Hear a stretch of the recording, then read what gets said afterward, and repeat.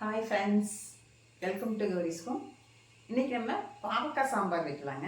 எப்படி வைக்கிறது அப்படிங்கிறத பார்க்கலாம் வாங்க. பாவக்காய் ஒரு 5 பாவக்காய் வாங்கி 2-3 நாள் ஆயிடுச்சுங்க. அதனால் கொஞ்சம் இப்படி இருக்குது. ஒரு 5 பாவக்காய் எடுத்துருக்கிறேன். இதே மாதிரி ரவுண்ட் ரவுண்டாக கட் பண்ணிக்கலாம். பாவக்காயை இந்த அளவுக்கு நம்ம ரவுண்ட் ரவுண்டாக கட் பண்ணி வச்சுருக்குறோம். இப்போ ஒரு பேன் வச்சு கல்லெண்ணெய் ஊற்றிருக்கிறேன். எண்ணெய் காஞ்சிட்ருக்குது. இப்போது இதில் நான் கட் பண்ணி வச்சுருக்கிற பாவக்காயை போடுறேன்.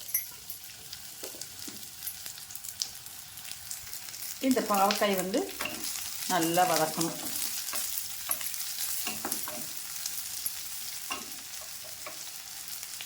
ஸ்டவ் சிம்மில் வச்சுட்டு வதக்குங்க.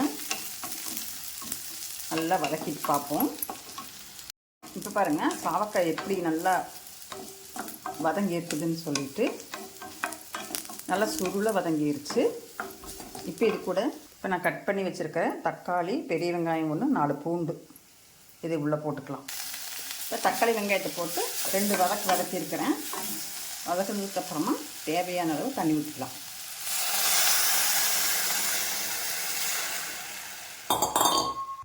இப்போ சாம்பார் பொடி போட்டுக்கலாம். தேவையான அளவு சாம்பார் பொடி போட்டுக்கலாம்.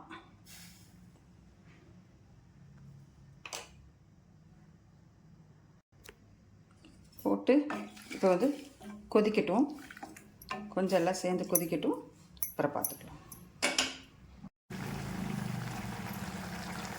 இப்போ பாவக்காய் நல்லா வெந்துருச்சுங்க. நான் கரைச்சி வச்சுருக்கிற புளி தண்ணியும் ஊற்றுறேன்.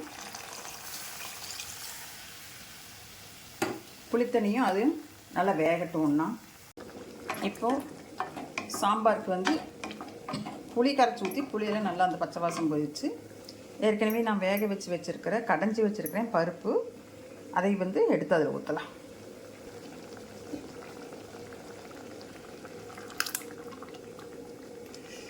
பருப்பை ஊற்றியாச்சு.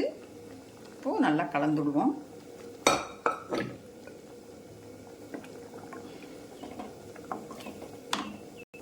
அப்படியே அந்த குக்கரில் பருப்பெல்லாம் ஒட்டிகிட்டு இருந்தது. அதையும் அப்படியே எடுத்து கொஞ்சம் தண்ணி ஊற்றி அலசி ஊற்றியாச்சு. இப்போ கொதிக்கட்டும். இப்போ நீங்கள் உப்பு காரமெல்லாம் எப்படி இருக்குதுன்னு பார்த்துக்கோங்க. கரெக்ட் பண்ணிக்கோங்க உப்பு காரமெல்லாம்.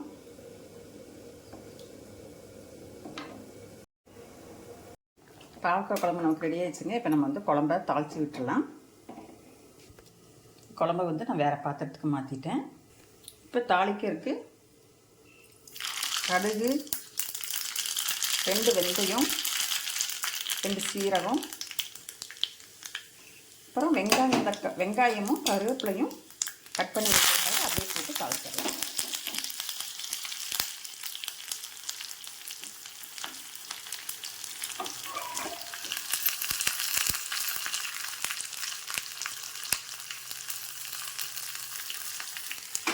கொஞ்சம் வேகட்டும். இப்போ இதில் கொஞ்சம் பெருங்காயத்தூளை போட்டுக்கிறேன்.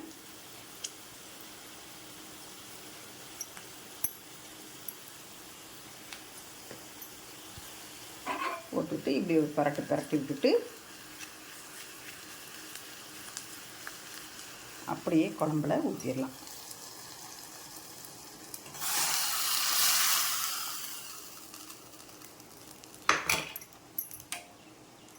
குழம்பு இப்போ நமக்கு ரெடி. பாவக்காய் குழம்பு நமக்கு ரெடி ஆயிடுச்சுங்க.